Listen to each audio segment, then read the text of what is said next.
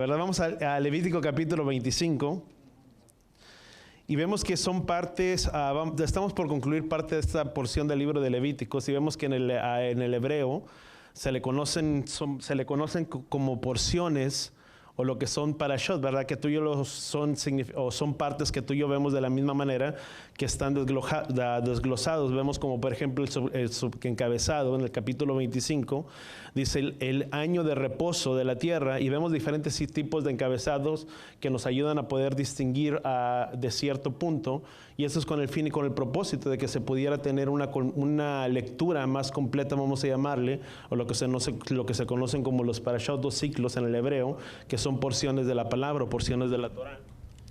Recordemos que hasta desde los comienzos, la Biblia no estaba en la manera en la que tú y yo la teníamos. No estaba, si hablamos de lo que es el libro de la Torah, que cuando hablamos de la palabra Torah, podría significar en nuestros oídos como algo muy judío tal vez, y así fue para muchos de nosotros cuando escuchamos la palabra Torah. ¿Para cuántos de ustedes también lo fue de esa manera?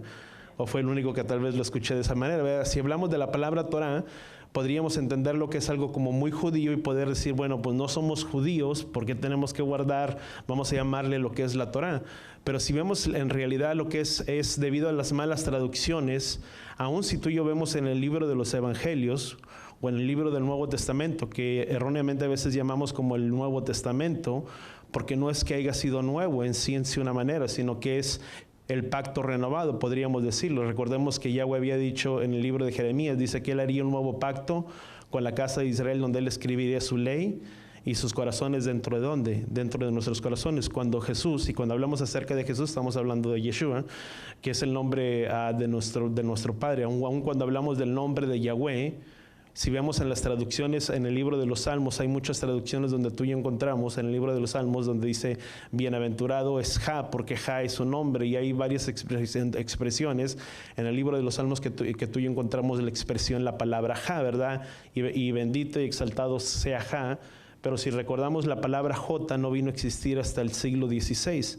Por lo tanto, si nos remontamos a escrituras más antiguas, no sería la expresión la palabra J o Ja como J-A-H, sino que la palabra más correcta, si tú miras en las traducciones más antiguas, la palabra más correcta sería Ya. Dice bienaventurado o Ya es su nombre, y exaltemos a Ya porque Él es su nombre. Aún la expresión que tú y yo tenemos, muchos de nosotros, sin importar de dónde cuál haya sido nuestro trasfondo, de dónde tú y yo venimos, hay una palabra que es muy común donde quiera que tú y yo vayamos. Puedes, tanto en alemán, en cualquier idioma que tú le quieres llamar, hay una palabra que no cambia, la palabra que todos nosotros conocemos. ¿Cuántos conocemos la palabra aleluya? Cuando nos familiarizamos con esa palabra. Pero si tú miras la palabra aleluya más correctamente significa Jalel. Jalel Luya, que significa alabemos o exaltemos a quién, allá. Porque recordemos que la última parte tú y yo hicimos aleluya, pero si tú nos fijamos en esa palabra aleluya, ahí es algo que no cambió aún a pesar de las traducciones y que se mantuvo, sin importar cuál sea el idioma, pero esa palabra Halel es una expresión hebrea, o es una palabra hebrea que significa alabemos o exaltemos allá. Cuando tú y yo estamos diciendo aleluya, es una palabra que tú y yo, tanto en hebreo como en español, en inglés, no importa cuál sea el idioma, es una palabra que no cambia, que por cuestión de las traducciones no cambió, sino que permaneció con un fin y con un propósito. Por eso es ahí donde tú y yo podemos darnos otra idea de que cuando decimos aleluya, estamos dando cuenta que no es ni Ja, ni no es J, ¿verdad? Sino que es Ya. Y cuando hablamos acerca de Yeshua, pues estamos hablando acerca del nombre del que le fue el nombre. Recordemos que en Juan capítulo 17, a la oración de Yeshua o de Jesús, dice, he manifestado tu nombre, dice, a los hombres que tú me diste, dice, porque eran tuyos y me los diste, dice, y les ha dado a conocer que tu nombre y han guardado tu palabra. Dice, por eso el mundo los aborrece. Y podemos mirar, tú lo puedes leer en Juan capítulo 17, y miremos la expresión que la oración que Jesús hace por medio de sus discípulos, y vemos cómo les dio a conocer que el nombre de nuestro Creador. Recordemos que hay algo que por ideología o por idioma es algo que no cambia, y permíteme hacer un trasfondo para siempre poder entrar y poder tener el concepto. Pero cuando tú y yo vemos por medio de idiomas o conceptos que tú le puedes llamar, Recordemos que Jesús, como tú y yo conocemos, o le conocimos, Jesús era una persona que hebrea, o judío, vamos a llamarle, una persona hebrea, judío, si tú le quieres llamar. Pero vemos entonces que si Jesús, siendo una persona judía, por lo tanto no podía tener un nombre como tú y yo lo conocemos, como el nombre de Jesús. Y no estoy hablando que no sea el nombre de Jesús, eso es el nombre que tú y yo conocimos por mucho tiempo. Pero cuando vemos eso, no importa dónde tú y yo podamos mirar. Yo que provengo de descendencia mexicana, de familia mexicana, que a pesar de que nací aquí, en mi acta de nacimiento, pues dice, fui bautizado, ¿cómo se llama? Registrado con el nombre de Gustavo. Pero si yo me vengo para acá, para Estados Unidos, para acá los Gustavos no les llaman Gustavos. Si no estoy en lo correcto, se les llaman Gas. Y allá mi amigo Luis, ¿verdad? A veces me dice Gas, ¿verdad? Pero no cambia, no estoy hablando mal de él, ¿verdad? Pero es Gas. Y dicen Gas, pero en realidad mi nombre como fue escrito en mi nacimiento, si tú le quieres llamar, fue Gustavo. O sea, no importa dónde yo vaya a vivir, a dónde yo vaya, mi nombre seguirá siendo ¿cuál? El que está escrito ¿dónde? En mi registro. Lo mismo sucede con el nombre de ¿quién? De Jesús, que tú y yo conocemos que su nombre es ¿quién? Es Yeshua. Por eso si tú miras fue algo que se perdió a través de los muchos tiempos. Aun cuando tú miras el tiempo del cautiverio, tuvo mucho que ver con parte de todo esto, porque cuando el pueblo de Judá fue en su cautiverio por los 70 años, por cuanto ellos habían obedecido y no habían guardado los tiempos de Shemitah, y es parte de lo que tú y yo vamos a mirar en el libro de Levítico, por cuando ellos no guardaron todos esos tiempos del reposo de la tierra y todo ello, vino un castigo sobre el pueblo de Judá, en el cual dice la palabra, dice que fue un cautiverio ¿por cuánto? Por 70 años en la tierra de Babilonia. Y vemos también la oración que Daniel hace y pide perdón porque había entendido que los tiempos de su cautiverio habían sido ¿por cuánto? Por 70 años. Y vemos que durante ese tiempo, en ese cautiverio por 70 años, ellos olvidaron, si tú le quieres llamar, o parte de lo que era el pueblo, olvidó parte de lo que era su identidad. Tú te puedes imaginar 70 años viviendo en un lugar, en un país, y luego recordemos que en el libro de Esdras, en el libro de Nehemías, por medio del rey, y viene, dice que se le permitió poder reconstruir la ciudad de Jerusalén porque estaba arruinada, estaba destruida, y fue cuando se terminó el tiempo y empezaron a hacer la reconstrucción de la ciudad de Jerusalén, y vemos que tuvo favor y le dieron todo cuando habían pedido para la reconstrucción. Pero vemos una de las cosas que habían sucedido, no fue todo el pueblo que salió después de ese cautiverio. Se cree que fue un porcentaje muy pequeño, no recuerdo exactamente. Hermana, el 5%. O sea, de un 100% viviendo allá, pues nada más fue un 5%. Luego otros manejan otro tipo de por ciento, pero sin entrar en detalles, fue una, ¿cómo se llama? Una pequeña cantidad los que salieron. Y la mayoría de ellos se quedaron habitando. ¿Dónde? En Babilonia. Y nada más fue una pequeña parte la que salió. Y si vemos aún las palabras, cuando hablamos acerca de las profecías, hay profecías que no han sido cumplidas en su totalidad, si pudiéramos mirarlo de una manera literal. Porque no fue todo el pueblo que salió de aquel lugar, sino que muchos de ellos están todavía en un cautiverio, tanto como la casa de Israel, que venimos a ser parte de todos nosotros, y vamos a ver un poquito de ello, hemos regresado, pero no es en su totalidad. Hay muchos que todavía están fuera, que están lejos, y la palabra dice que habrá un tiempo en el que los regresaría y los devolvería nuevamente a su propia tierra. Tú y yo podemos mirarlo en el libro de Ezequiel, capítulo 37, muchas de otras palabras que hablan proféticamente respecto a esto. Y vemos que solamente fue una pequeña parte la que había salido. O sea, muchos de ellos se quedaron todavía habitando, y debido a ello habían recibido mucho oprobio y mucha burla. Y debido a esa oprobio, de esa burla, de ese oprobio que ellos recibieron, ellos ocultaron el nombre para que el nombre de Yahweh, o para que el nombre de su Elohim no fuera profanado en medio de las naciones donde ellos habían ido, porque habían sido víctimas de oprobio y de burla. Era como poder decir, bueno, es que nosotros somos, para podernos entender un poco mejor, es como si yo dijera, es que yo he sido libre y el Mesías me ha liberado y el Mesías etcétera, etcétera, pero tú puedes mirar mi vida con tanta esclavitud y con tanta opresión, era algo muy parecido para quién, para ellos, de ser un pueblo escogido, un pueblo de Dios, si tú le quieres llamar, y ellos ahora recibieron oprobio porque estaban un pueblo que en un cautiverio por 70 años, y debido a que ellos no recibieran, para que el nombre de él no fuera profanado entre las naciones, si no fuera víctima de burla, ellos ocultaron el nombre. ¿A cuál manera fue que ellos ocultaron el nombre? Lo que tú y yo conocemos, aun cuando el pueblo, escuchamos la expresión del pueblo hebreo o del pueblo de Judá, ellos hablan acerca del nombre. Ellos no dicen Yahweh, no dicen nada, etcétera de eso. Ellos dicen Hashem. Cuando tú y yo escuchamos la palabra, porque Hashem es su nombre, es lo mismo, es el mismo significado que nosotros tenemos, porque cuántos de nosotros, yo me recuerdo cuando muchas veces se nos hablaba o se nos enseñaba, muchas veces decíamos, bueno, exaltemos y alabado sea su nombre y bendito sea su nombre, pero ¿cuál es su nombre?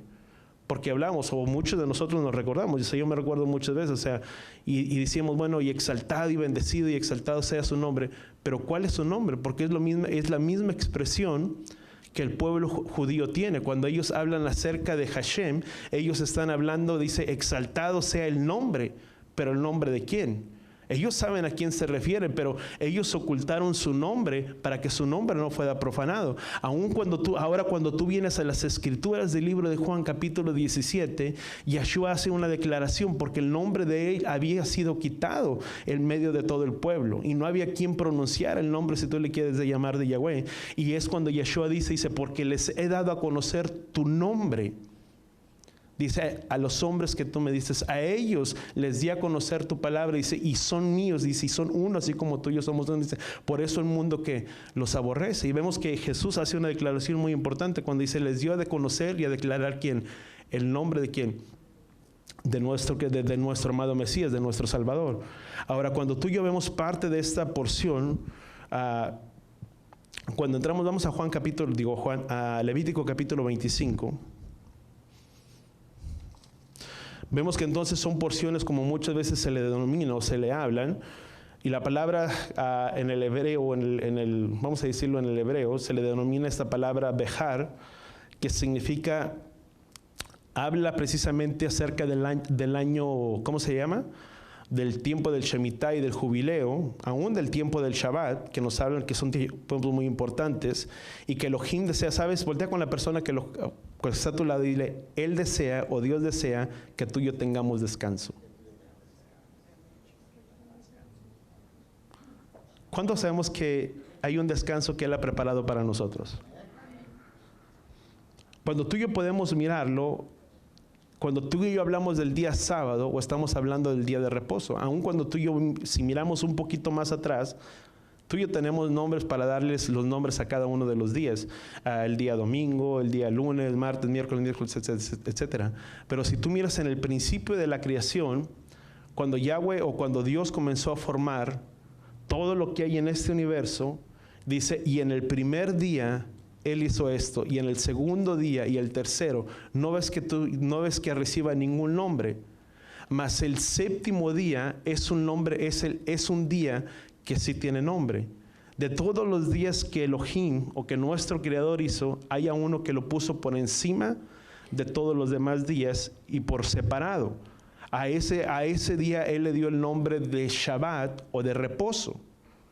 Por eso cuando tú y yo podemos mirarnos, cuando tú y yo podemos mirar parte de lo que tú y yo estamos haciendo cuando nos congregamos el día sábado, pues estamos cumpliendo con el cuarto mandamiento. ¿Cuál es el cuarto mandamiento? Dice, guardarás el día de reposo para santificarlo. Vas al libro, cuando Dios le dio las instrucciones para el pueblo de Israel, dice, y esta será una señal entre ellos y mi pueblo. ¿Cuál era esa señal que guardarían el día de reposo o el día sábado? Ahora, hay muchas traducciones donde tú y yo podemos mirarlo, muchas citas que hablan referente al día sábado. Ahora, cuando habla de un reposo, ¿sabes? Científicamente está comprobado que es necesario que el hombre descanse o repose un día. ¿Cuántos estamos de acuerdo en eso? Voltea con la persona que está a tu lado y dile, no todo es trabajo. Tal vez podemos estar de acuerdo, no muy de acuerdo, pero no lo digo yo, lo dice ¿quién? lo dice la palabra. Y físicamente, ¿por qué? Porque es un día donde las células de nuestro cuerpo son regeneradas. Y es necesario, voltea con la persona que está a tu lado, dile que el cuerpo también se regenere para que pueda tener la fortaleza y la fuerza para poder hacer nuestras labores de cada día. ¿Cuántos entendemos eso? Y bíblicamente o científicamente está comprobado. Tú lo puedes mirar que el cuerpo necesita un descanso para que las células del cuerpo también sean regeneradas. Y Dios, que es infinito en todas estas cosas, Él estableció un día en el que nuestros cuerpos sean regenerados, pero también sea un día en el que tú y yo podamos darle alabanza y nombre a su nombre. ¿Cuántos entendemos eso? Y ese es el día que Él ha creado. Por tanto, cuando habla acerca de ese día de reposo, Elohim te desea que tengamos también descanso, no solamente para nosotros, pero un descanso también para toda la creación. Y a través del descanso, tú y yo experimentamos libertad. La persona que experimenta el descanso es una persona que puede experimentar también libertad donde en su vida. Una de las cosas que Yeshua dijo, conocerán la verdad y la verdad nos hará libres. El venir a conocer todas estas cosas también trae libertad a nuestras vidas y a nuestros corazones. Ahora vamos a parte de ellos. La siguiente porción yo se las mandaba por mensaje de texto, significa Bejucotai, que es la palabra Bejucotai proviene de la palabra Juk en el hebreo, y tú lo puedes buscar, y aquellos que les gusta indagar un poquito más ahí en el diccionario o Strong, podemos mirarlo, que proviene de la palabra Juk, que es una palabra de raíz, que son leyes, hay diferentes tipos de mandamientos. Y un ejemplo de ello tuyo lo podemos mirar en Génesis capítulo 26. Vamos a Génesis capítulo 26. Y vamos a guardar lugar ahí por mientras. Vemos que entonces la palabra Bejucotai proviene de la palabra Juk, que significa que son leyes o mandamientos inexplicables que desafían la lógica o el entendimiento humano. Cuando tú y yo vemos en la Torah encontramos hay diferentes tipos de mandamientos. Algunos son llamados mishpatim. ¿Cuáles son? El mishpatim es una palabra hebrea, que son diferentes tipos de mandamientos. ¿Cuáles son esos mandamientos mishpatim? Son muchos de los que tú y yo conocemos, que se le conocen como juicios que tienen sentido común, que tienen que ver con ser bueno o ser buena persona con tu prójimo, ser bueno en la tierra, honrar a Elohim, en la mayoría aquellos que son mandamientos o que son referentes a los 10 mandamientos. A eso se los conocen como mishpatim. Ahora, si tú y yo vamos a Génesis capítulo 26, versículo 5. Dice, porque Abraham obedeció, dice, guardó mis ordenanzas, mis mandamientos y mis estatutos y mis leyes. Para nosotros, de una mentalidad occidental, para nosotros suena todo casi igual, ¿sí o no?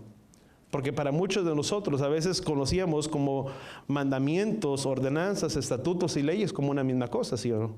¿O estábamos de acuerdo en ello?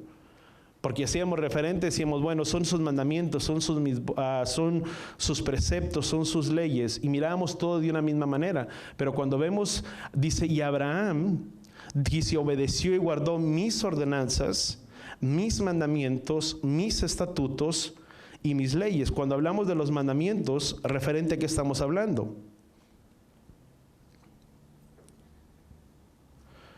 Que hablamos que son sus mitzvot, lo que son sus mandamientos. Cuando hablamos acerca de los estatutos, son aquellos que son de un carácter difícil de poder comprender o de poder entender.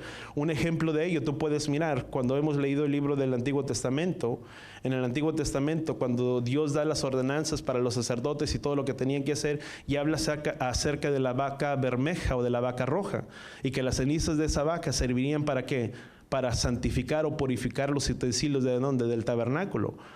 O sea, ¿qué significado tenía el tener que las cenizas de esa vaca roja tuvieran que sacrificar o purificar todo lo que estaba dentro de los utensilios? Para nosotros es difícil de poder entender, mas sin embargo son mandamientos que tenemos que guardar. ¿Por qué? Por fe, no porque los entendamos en cierta manera, sino que son mandamientos que tenemos que guardarlas por fe o por obediencia. ¿Cuántos entendemos eso? Hay cosas que muchas veces no conocemos en otras las palabras. Hasta de hecho hay un canto que muchas veces cantamos, si no me equivoco, dice: a Dios no hay que entenderlo, a Dios hay que obedecerlo. ¿Cuántos han escuchado ese canto? Muchos, y ya son de los tiempos más antiguos, ¿verdad? No soy tan grande, ¿verdad? Antes de que digan, ya el pastor ya está bien grande, ¿no? Pero son cantos, y yo me acuerdo que lo cantaba, dices que a Dios no hay que entenderlo, a Dios hay que obedecerlo. Y muchas veces queremos entender para poder obedecer, mas sin embargo hay mandamientos que están fuera de nuestro razonamiento o de nuestra lógica humana, mas que sin embargo Dios nos los pide con un propósito y con un fin, en el que si tú y yo los obedecemos, tú y yo somos un pueblo bendecido y prosperado. La misma palabra dice, bienaventurado es el hombre, dice, que escucha mi palabra y la guarda, porque esa persona será una persona que bendecida. Hay muchas cosas que tal vez no comprendemos o que están fuera de nuestro alcance, fuera de nuestro razonamiento, pero no porque no los entendamos y no los comprendamos significa que no los tenemos que guardar, porque fueron dados con un fin y con un propósito. O sea, el pueblo de Israel no iba a entender por qué tenía que sacrificar la vaca roja. Aún si tú y yo miramos, esos tienen explicación, pero para muchos de nosotros, cuando venimos en un comienzo, cuando hablaba acerca de las leyes kashrut, que son las leyes respecto a los alimentos, para muchos de nosotros no las entendíamos. ¿Sí? ¿Por qué no puedo comer esos alimentos y por qué esto sí?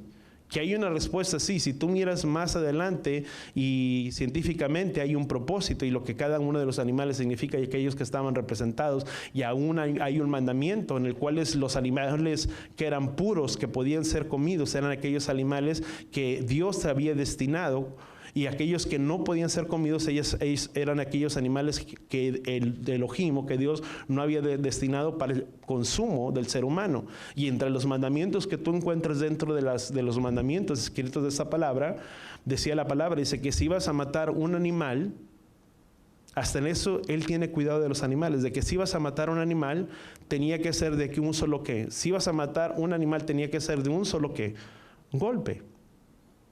Mas si algo muy interesante, si tú miras los animales que no son de carácter kosher, que es la palabra hebrea, que son de carácter inmundo, que se le conoce como tú y yo lo conocemos en la palabra,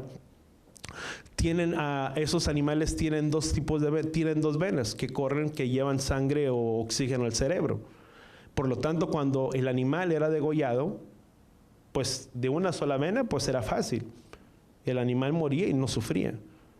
Mas aquellos que no eran de carácter apto para el consumo, pues eran animales que sin embargo quedaban que eran ahogados en su propia sangre. Y en eso hay una referencia donde tú y yo encontramos en el libro de los Hechos. ¿Cuánto recordamos cuando Pablo estaba y miró un lienzo que descendió del cielo? Dice, y miró como cerdos que descendían de aquel lugar. ¿Y qué le dijo a Pablo? Dice, mata y come. Y podríamos decir, ¿qué es lo que la palabra dice? Dice, no llames inmundo aquello que yo he santificado. Mas sin embargo, no estaba hablando respecto a los animales.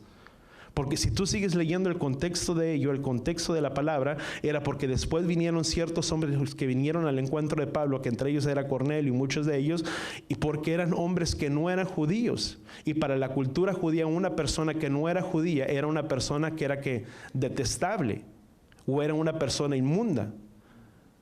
Y tanto era, si tú puedes mirarlo, y no quiero entrar mucho por el tiempo, pero si tú miras más atrás y dentro de la historia, para ellos para una persona gentil no era permitido poder entrar en una sinagoga.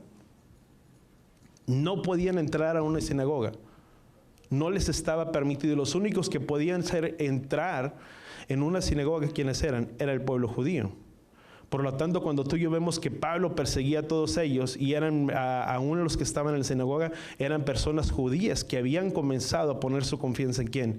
En el Mesías. Y después de eso vino el mensaje ¿para quién? Para todos nosotros. ¿Por medio de quién? Por medio de Pablo, para todos los gentiles. Y cuando vemos que se acercaron esos hombres, pues que para ellos, para la cultura, eran personas que inmundas. Eran considerados, perdóname la expresión, pero eran considerados como cerdos. Por eso cuando Pablo dice, le mostró esta visión para que cuando vinieran estos hombres, Pablo no dijera, yo no voy con ellos, porque son personas detestables. Por eso el Padre le dice, no llames inmundo lo que yo he santificado. ¿Por qué es que habían sido santificados? Porque recordemos que hubo alguien que vino a pagar el precio de nuestros pecados y nos redimió. Y como dice la palabra en el libro de Efesios, que estábamos separados sin Elohim en este mundo, y por medio de su sacrificio, dice, hizo de ambas casas uno solo, y derribó la pared que se interponía de entre judíos y gentiles, donde ahora dice que somos conciudadanos y miembros de la familia de ¿quién? De Elohim. Por lo tanto, los pactos y las promesas que eran para el pueblo solamente de Judá o para el pueblo de Israel son los mismos pactos y las mismas promesas que fueron hechas ¿para quién? Para nosotros. ¿Cuánto damos gracias al Padre por ello? Porque tú y yo no éramos merecedores de los pactos, de los mandamientos. Dice que estábamos alejados, separados de la ciudadanía de ¿quién? De Israel. Y cuando hablamos de la ciudadanía, cuando hablamos de conciudadanos, estamos hablando de una persona que ahora viene y tiene los mismos beneficios que una persona que es nativa de ese lugar o de ese país. Yo te voy a dar un ejemplo. Aunque soy de familia mexicana, de mis papás que son mexicanos, yo en México yo no tengo ningún beneficio. Y no estoy hablando de beneficio del gobierno, o sea, yo no tengo los derechos de poder comprar, si quisiera en algún momento de poder comprar alguna propiedad, yo no puedo.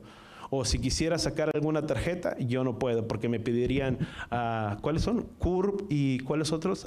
El RFC, ¿verdad? RFC y muchos otros de los de esos, yo no lo tengo. ¿Y por qué? Porque no soy ciudadano y tal vez lo puedo arreglar y tengo que sacar la ciudadanía por medio de mis papás, pero sin embargo no soy merecedor de ello. Es lo mismo cuando tú y yo dices que somos conciudadanos y miembros de la familia de Elohim o miembros de la familia de Dios. Lo que Efesios estaba diciendo es que nosotros que no éramos cercados a los pactos porque estábamos separados de Él, mas sin embargo por medio de la sangre redentora de nuestro amado Mesías, una vez que recibimos y somos lavados por medio de esa sangre, nosotros que no éramos merecedores de ningún pacto y de ningún mandamiento, por medio de la sangre de Jesús que vino y fue nuestro redentor, los que no estábamos separados y los que estábamos lejos, dice la palabra que fuimos acercados por medio de ¿quién? Por medio de Él. Tú lo puedes mirar. Vamos a 1 Juan capítulo 2. Pero dice la palabra, dice, los que nosotros que estábamos separados, dice, fuimos acercados. Dice, los que no tenían misericordia, ahora tienen misericordia. ¿Está en 1 de Juan o 2 de Juan? No es 1 de Juan. Pero te lo voy a poner en mis propias palabras, pero tú lo puedes buscar, es de esa manera. Dice la palabra, dice que nosotros los que estábamos alejados, dice, los que en otro tiempo se les había dicho que no tenían misericordia, ahora tenían misericordia, y los que no eran, los que no te habían recibido compasión por medio de ¿quién? Por medio de Yeshua. Si tú miras el libro de Oseas, es algo profético de lo que está declarado en el libro de Oseas, porque cuando llama la palabra en el libro de Oseas, dice, contrae nupcias con una mujer prostituta, dice, y ten hijos. ¿Cuántos hemos leído esa parte? En Oseas capítulo 1, Oseas capítulo 2, dice, y contrae nupcias con una mujer prostituta, dice, y concebirás y darás a luz y tendrás hijos con ellas, dice, a uno le pondrás por nombre lo Ruhamá, a otra le pondrás por nombre lo Amí, y a la tercera le pondrás por nombre Jezreel. Que si tú miras la traducción de esas palabras, dice que por cuanto el pueblo de Israel se había paganizado entre todas las naciones, Dios les dio, Jeremías capítulo 2, dice, les dio carta de repudio, carta de divorcio, y por lo tanto no eran pueblo y no tenían la misericordia de ¿quién? De Dios. Mas sin embargo, dice, en el mismo lugar que se les dijo que no eran pueblo y que no tenían misericordia, en aquel mismo día, dice, se les declarará y que tendrán la misericordia de ¿quién? De nuestro Dios. ¿Por medio de quién? Por medio de la sangre redentora de ¿quién? De nuestro amado Mesías. Sabes, nosotros, si podemos poner de una manera esta, nosotros no éramos merecedores de ¿qué? De nada. ¿Cuánto estamos de acuerdo que todo lo que se nos fue dado fue por medio de la gracia y por la misericordia de Él? Porque merecedores no lo éramos, mas por medio del sacrificio de Él, nosotros que estábamos fuera de los pactos, fuimos acercados. ¿Qué significaba esto? Tú lees la escritura en el libro de Romanos capítulo 9, Romanos capítulo 10, y te lo dejo de tarea, puedes leer Romanos 9, Romanos capítulo 10 y Romanos capítulo 11, que habla Pablo acerca del libro de Romanos. Dice que el pueblo de Judá fue desgajado por su incredulidad, por cuanto ellos no creyeron. Y en lugar de ellos, nosotros que éramos considerados como olivo silvestre, fuimos injertados ¿dónde? En el buen olivo. ¿Cuál es el olivo? Si tú miras la definición del olivo, el olivo representa ¿a quién? Israel. Y dice que somos partícipes de la rica savia ¿de quién? Del olivo. ¿Quién es la savia? ¿Quién es la raíz de todo Israel? Yeshua. ¿Cuánto recordamos Yeshua o Jesús? ¿Qué es lo que dijo Jesús? Dice, porque yo soy la vid, dice, y ustedes los pámpanos, dice, separados de mí, nada pueden hacer. Dice, porque sepan ustedes, que es la raíz que los sustenta y no las ramas. ¿Quién es el que sustenta todo el olivo? Es Jesús, es Yeshua. ¿Y quién representa ese olivo? Israel. Y según lo que Pablo está diciendo, el pueblo de Judá, ellos es como si tú miras. Déjame apagar un poquito el micrófono.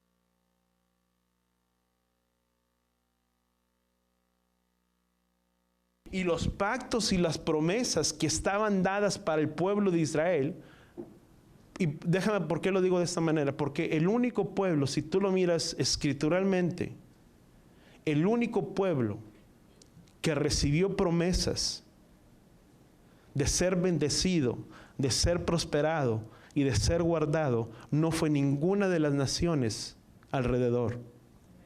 El único que recibió promesas de ser un pueblo prosperado, bendecido y cuidado y protegido por Dios, tú lo puedes mirar en toda la escritura. Al único pueblo que se le dieron promesas, ¿a quién fue? Fue Israel. Y tú y yo no éramos merecedores de ello. Mas sin embargo, por la sangre derramada de Jesús, de Yeshua, fuimos injertados ¿dónde? En ese olivo. Y donde ahora somos partícipes de sus promesas y de las bendiciones que Dios tiene para nuestras vidas. ¿Cuántos entendemos eso? Dice la palabra, dice que no se adormecerá, una palabra que conocemos todos, dice, porque no se adormecerá aquel que guarda, ¿a quién? A Israel. ¿Y cuántos hemos hecho nuestros esa promesa? ¿Pero por qué la hemos hecho nuestra? Si ahí dice Israel.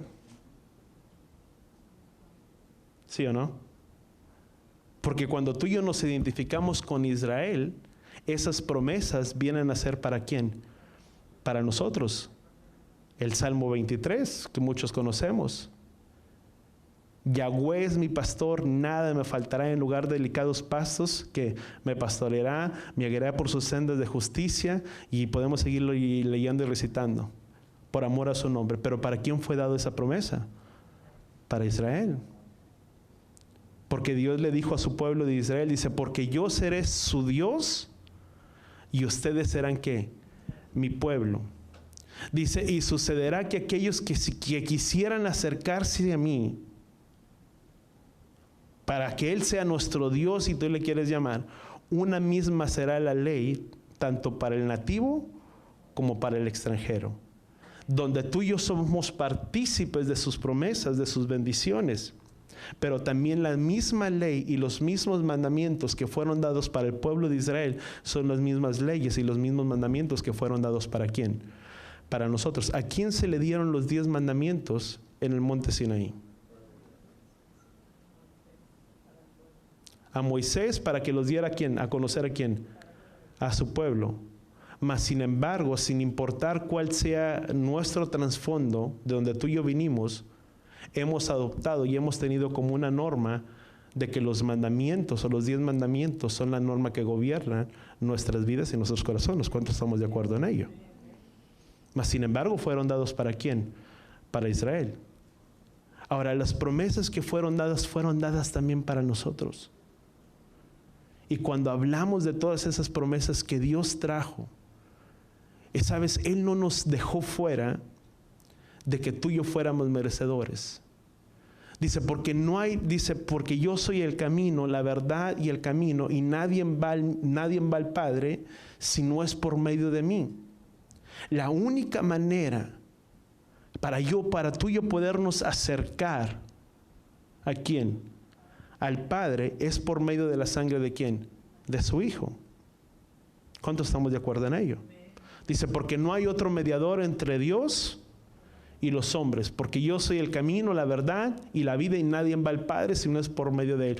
¿Qué es lo que tú y yo necesitamos para podernos acercar a Él? La sangre de nuestro amado Mesías, la sangre de nuestro amado Redentor. Ahora, ¿cuántos estamos de acuerdo de que nosotros, por medio de la sangre de Él, tú y yo podemos acercarnos ¿a quién? A Él. Vamos a Gálatas capítulo 3. Dice, pues todos los hijos de Dios, mediante la fe. ¿Cuántos somos hijos de Dios mediante la fe? ¿Cuántos? Todos nosotros, amén. Somos hijos de la fe. Y recordemos que por la fe, tú y yo fuimos injertados ¿en quién?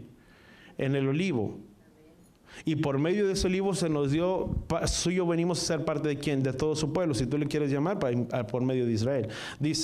Ahora dice, por medio de la fe fuimos bautizados en el Mesías, dice en el Cristo, dice, ya han sido revestidos. Dice, no hay judío ni griego, no hay esclavo ni libre, no hay hombre ni mujer. Dice, porque todos somos unos ¿en quién? En Él. Dice, y si son del Mesías o si son del Cristo, o si son de Cristo, dice, entonces son descendencia de Abraham y herederos, ¿según qué? La promesa. Allí es donde volvemos y tú y yo podemos confirmar que si tú y yo somos al único pueblo que se le fueron dadas las promesas, ¿a quién fue? A Israel. Pero si somos de Cristo y hemos recibido a Cristo en nuestras vidas, en nuestros corazones, a Jesús en nuestras vidas, en nuestros corazones, dice que somos ¿qué? Descendencia de Abraham. ¿Quién fue Abraham? ¿Quién nos recordamos quién fue Abraham? El padre de la fe, pero también Abraham fue el primer hombre hebreo sobre toda la tierra, el cual se le conoce como Ibrí. La palabra Ibrí significa uno que cruza de un lugar ¿para qué? Para otro. Algunos dirían, Abraham tuvo que cruzar el río, etcétera, etcétera. Pero Abraham fue la primera persona que fue trasladada de un lugar hacia otro lugar. Y a esa persona, Abraham, se le conoció como el primer hombre hebreo sobre la tierra, que la palabra hebreo, en el hebreo, se le conoce Ibrí. Y la palabra Ibrí significa uno que cruza o que es movido de un lugar ¿para quién? Para otro. Pero ¿cuál era la descendencia de Abraham? Porque dice la palabra que Abraham fue sacado de la tierra de Ur, de los caldeos, de la tierra de Mesopotamia, donde su padre Taré, muchos dicen que era idólatra, etcétera, etcétera. Pero si vemos el trasfondo de Abraham, ¿de dónde era? El trasfondo de Abraham, voltea con la persona que está, tú le dile, no era muy diferente al nuestro. Porque muchos fuimos sacados de medio de un mundo de inmundicia, de pecado y de tanta esclavitud. ¿Cuántos estamos de acuerdo en ello? ¿Cuántos podríamos estar de acuerdo que si antes de haber venido a la fe, vamos a dejarlo de esa manera, nuestra vida sería completamente opuesta a la vida que hoy vivimos? ¿Cuántos estamos de acuerdo en ello? Muchos. Porque muchos de nosotros estábamos con vicios, esclavitud y muchas cosas, de muchas cosas, y no voy a entrar en detalles, con muchas cosas en nuestras vidas. Pero sin embargo, Abraham fue el primer hombre hebreo que fue sacado de un lugar de tanta inmundicia, de tanto pecado y de tanta idolatría, y fue trasladado de un lugar ¿a quién? A otro. Lo mismo que sucedió con tu vida y nuestras vidas. Dice la palabra que tú y yo fuimos trasladados, fuimos movidos de un lugar a otro lugar. Igual que fue como la persona con Abraham, el primer hebreo, de donde vinieron todos los israelitas, Lo mismo sucedió con nosotros. Fuimos trasladados del reino de tinieblas, no dice esa la palabra, dice que fuimos trasladados del reino de tinieblas al reino de su Hijo amado. Dice, para por tanto mostremos las virtudes de aquel que nos llamó de las tinieblas al reino de su luz admirable. Fuimos sacados de un lugar de oscuridad y de pecado y fuimos movidos a otro lugar. Por lo tanto, si fuimos movidos de un lugar a otro, somos como ¿quién? Como Abraham, como un hebreo que fue movido de un lugar hacia otro. No sé si me estoy explicando. Metafóricamente fuimos igual que Abraham, fuimos trasladados y movidos de un lugar. Y dice la palabra, dice versículo 29 del capítulo 3 de Gálatas, dice, entonces si son del Mesías, si son de Cristo, entonces descendencia de Abraham son y herederos ahora por medio de ¿quién? Del Mesías, de Yeshua, del Cristo. Ahora somos ¿qué?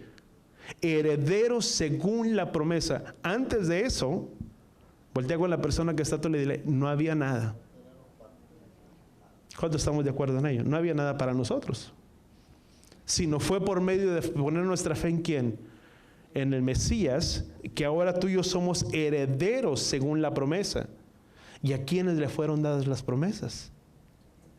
A Israel. ¿Por medio de quién? Por medio de Abraham. Porque a Abraham le fueron dadas ¿quién? Las promesas. Cuando nos recordamos a parte de lo que... Vamos a Génesis capítulo 26, al versículo 5. Vamos a retornar al primer versículo donde leíamos anteriormente. Y te estoy hablando todo, conforme el Padre me está mandando, recordando de las citas. Dice, porque Abraham obedeció y guardó mis ordenanzas y mis mandamientos y mis estatutos y mis leyes. ¿Pero a quién le estaba hablando? Dice...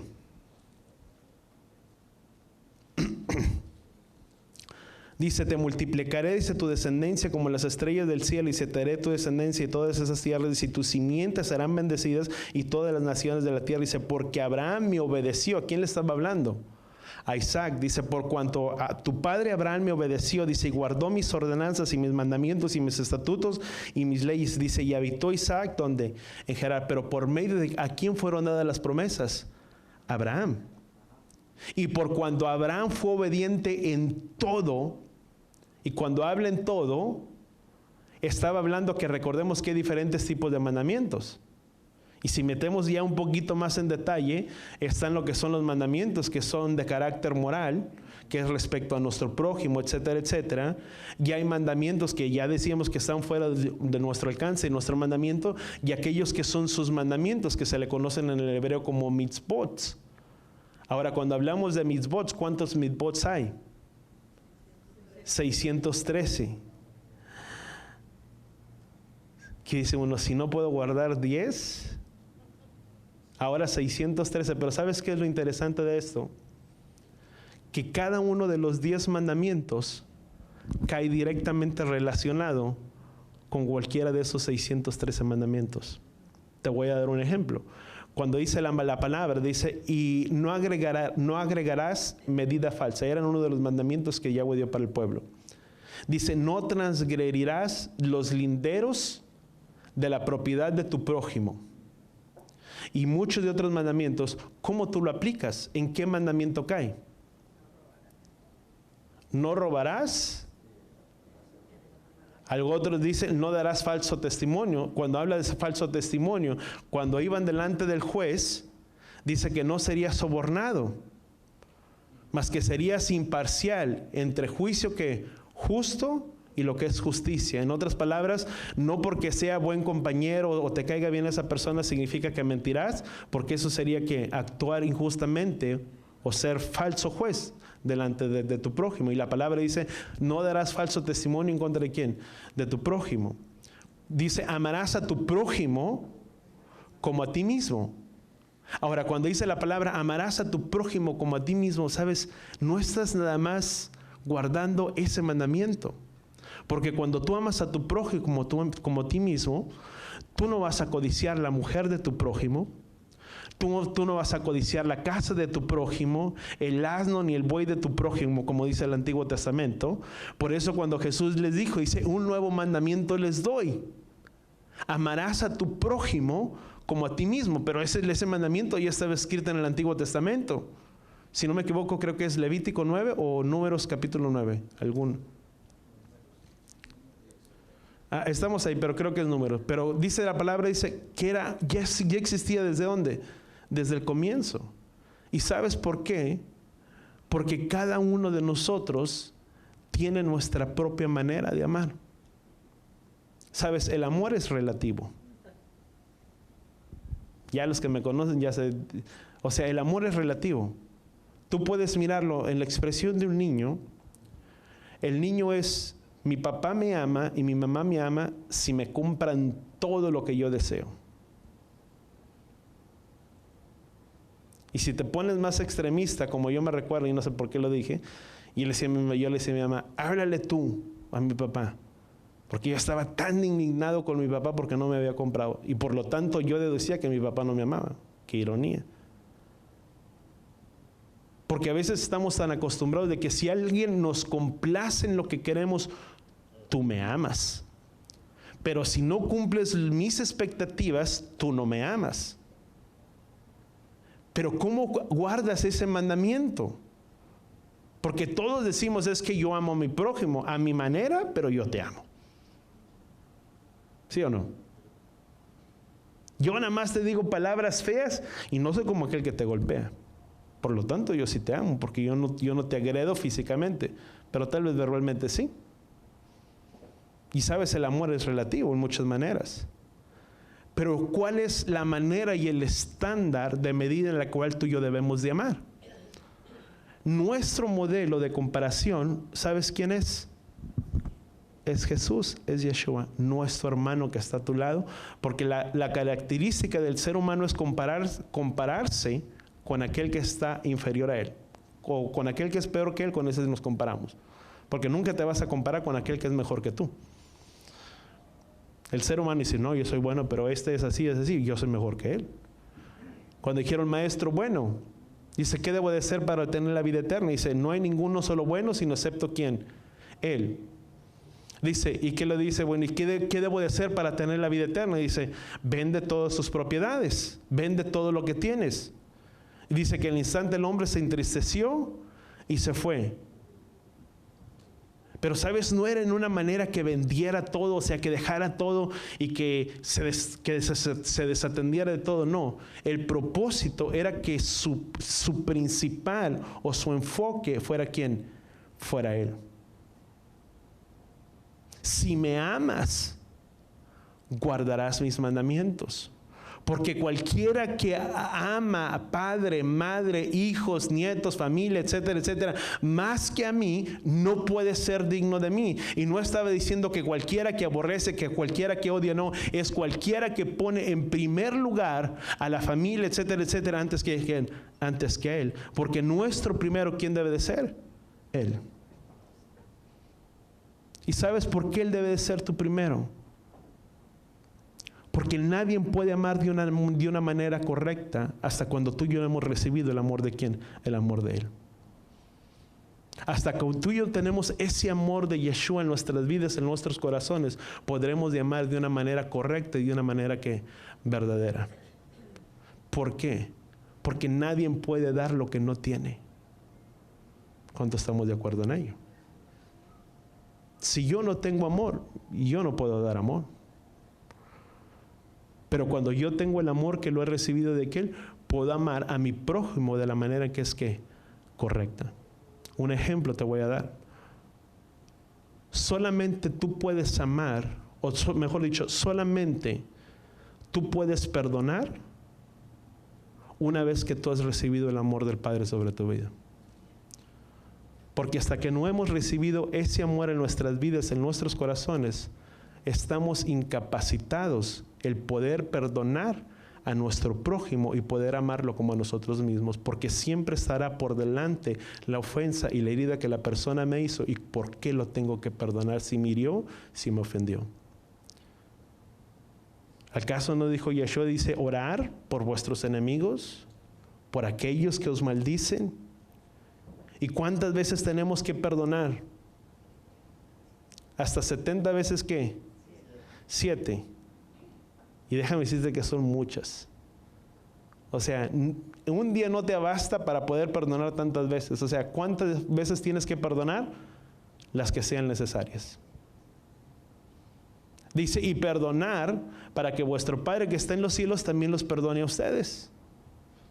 ¿Cuántos queremos el perdón de Él? Por lo tanto, ¿cuántos tenemos que perdonar? Todos. Pero yo no puedo perdonar si yo no he recibido el amor de Él. Porque dice la palabra de Colosenses, dice que Él es la plenitud de aquel que lo llena todo.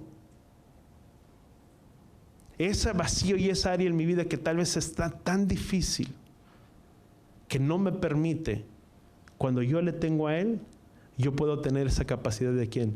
De amar. Porque es Él que lo hace a través de ¿quién? De nuestras vidas.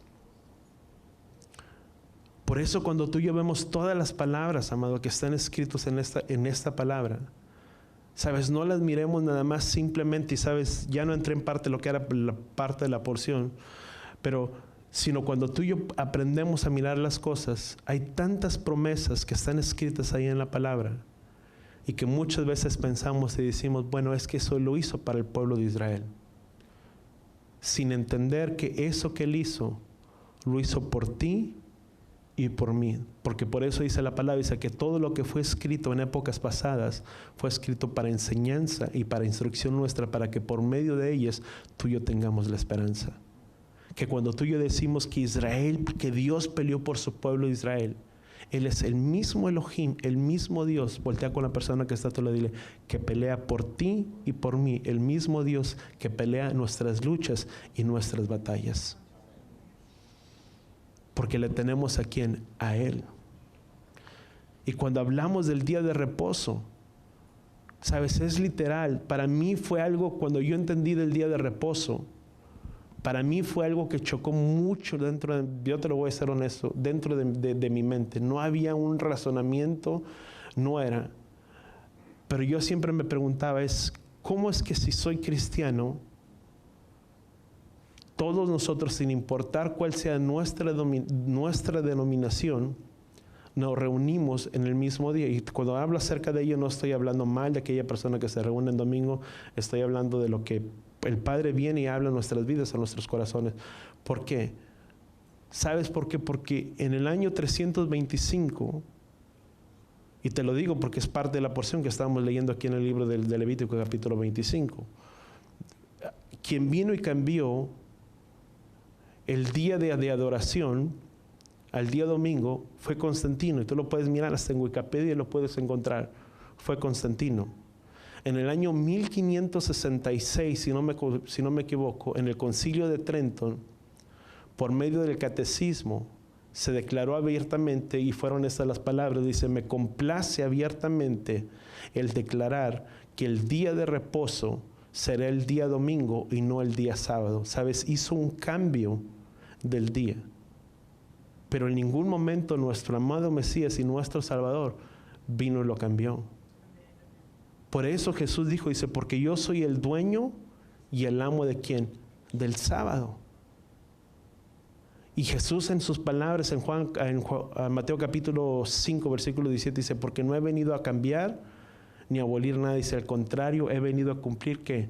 Los mandamientos. Cuando tú y yo miramos que el día de reposo, que Dios lo creó con un fin y con un propósito. ¿Y por qué hablo del día de reposo?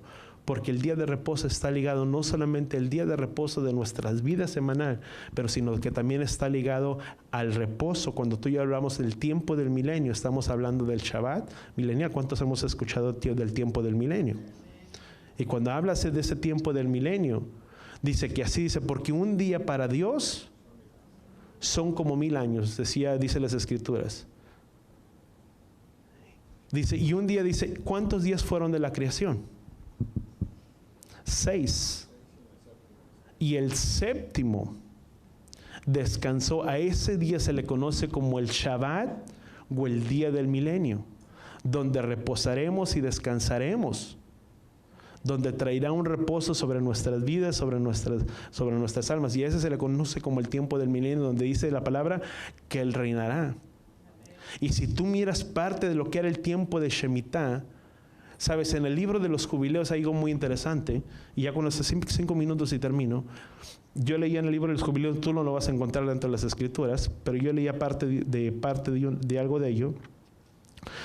Cuando tú y yo hablamos del tiempo del jubileo, estaba lo que era el tiempo del Shemitah, que era el descanso sobre la tierra, y estaba el tiempo del reposo, de los días de la semana, y estaba el tiempo del jubileo, que eran cada cuánto que eran 7 semanas en años, o 7 semanas en años, eran 7 por 7, 49. Y el día 50, ¿cuántos hemos oído hablar del jubileo? El día 50 era el día del jubileo. Pero sabes, el día del jubileo empezaba, o el primer día, el del nuevo ciclo, o sea, se cumplían los 49 y el día 50 era tiempo de jubileo, pero ese mismo día de jubileo se cumplía el primer día del siguiente ciclo. Cuando tú puedes mirar en el libro de los jubileos, dice que cuando el pueblo de Israel entró o salió de la tierra de Egipto, salieron en el 50º jubileo. Era conocido como un tiempo de ¿qué? De libertad. El tiempo del jubileo era un tiempo de libertad. ¿Qué sucedió con el pueblo de Israel? Vino a ser un tiempo de ¿qué? De jubileo. Un tiempo de libertad, ¿sabes? Y se habla que cuando el Mesías venga, cuando el Mesías retorne, en aquel entonces dice que se iría a sonar una gran trompeta en aquel día. Si tú leemos parte del Levítico 25, dice se declararía el tiempo de Yom Kippur, que era en el 7º mes, el día de expiación, y se iría a tocar esa trompeta y se declararía que un tiempo de jubileo. Dice la palabra que cuando el Mesías venga, dice que se escuchará una gran trompeta. Donde ¿qué se habla para nosotros? Donde se habrá un tiempo de libertad de nuestras vidas y de nuestros cuerpos. Dice Romanos, dice, porque ciertamente, dice, la tierra y nuestros cuerpos gimen con dolores de parto, para que los hijos de Elohim se manifiesten sobre esta tierra. Pero sabes, dice que aunque Pablo dice que aunque deseaba estar ausente, pues era necesario estar. Dice, porque para mí el vivir es el Mesías, mas el morir para mí es que ganancia. Y sabes, cuando aquel día venga, dice la palabra que será un tiempo también un tiempo de gran regocijo para todos nosotros, donde ciertamente dice seremos desvestidos de este cuerpo. Ay, perdón, me ganó la tos. Será un tiempo de alegría para ¿quién? Para nuestras vidas y para nuestros corazones. ¿Cuántos anhelamos verdaderamente esperar y anhelar ese día sobre nuestras vidas? Pero si estamos desconectados de lo que son las fiestas y los días que Yahweh estableció, que se le conocen como Amadim, sabes, no habrá una manera en la que tú y yo podamos conectar la venida y el retorno de nuestro amado Mesías, de nuestro Redentor, si primeramente no conocemos los tiempos que fueron designados por quién, por Él, porque cada una de las festividades que Él instituyó en su palabra fueron apuntadas hacia una imagen y hacia un propósito. Por eso dice la palabra en el libro de Colosenses, dice que todas las cosas es hombre de las cosas que habrían de venir, pero la realidad de todo era quién, era el Mesías. Vamos, Padre, gracias, Padre Yahweh, te damos por este tiempo, por tu palabra, por tu instrucción a nuestras vidas, a nuestros corazones. Gracias por tu enseñanza, por tu instrucción a nuestras vidas, que sea el alimento, Padre Yahweh, para cada uno de nosotros. Bendice la vida de cada uno de tus hijos, Padre, reunidos en este lugar, en esta hora. Yevarejeja Yahweh beish bereja, Yaer Yahweh panabeleja bijuneja, Beyasem leja shalom beshen Yeshua HaMashiach. Que Yahweh te bendiga y que Yahweh te proteja. Que Yahweh haga resplandecer su rostro a ti, incline su rostro a ti, ponga en ti shalom, ponga en ti paz. En el nombre de Yeshua, y todos decimos amén y amén.